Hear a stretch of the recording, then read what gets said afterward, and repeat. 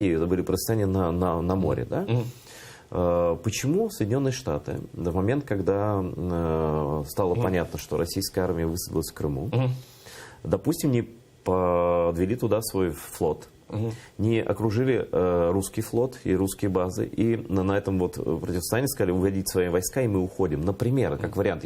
Мы же не говорим только о там, войне горячей, да? Есть же такие тоже варианты. Почему не было сделано ничего, кроме озабоченности? Почему Барак Обама, которого все считали там, и считают высочайшим интеллектуалом, и красавцем, умницей и так далее, и даже Нобелевским лауреатом, вот, почему он повел себя в этот, он не готов был, они не понимали, что будет аннексия. Вот, и ты там находился, какие вопросы задавали тебе? Что они думали об аннексии Крыма тогда? Я думаю, все вместе. Они не понимали, что происходит в Крыму, и они, ну, как минимум 2 недели, они не готовы были поверить в то, что эти зеленые человечки, это была не самооборона, а это была регулярная российская армия. Они это подозревали, но им нужны были конкретные факты, конкретные доказательства. И в Киеве тоже была, как сказать, неуверенная ситуация.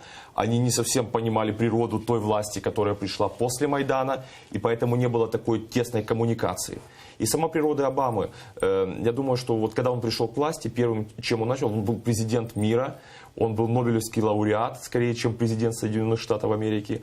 И он начал свой тур после того, когда он избрался, он проехался по всем странам, там, где воевала Америка, либо там, где присутствовал военный контингент, так сказать, apologize tour, то есть он извинялся перед всеми там, где Америка вела военные действия.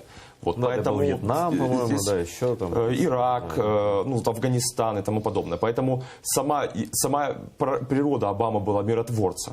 И первый ответ, если я не ошибаюсь, по-моему, это было 7 либо 8 апреля, это был первый пакет санкций по Крыму, и который до сих пор, то есть вот те санкции, которые сейчас вводятся, это продолжение тех санкций Обамы. Смотри, Коль.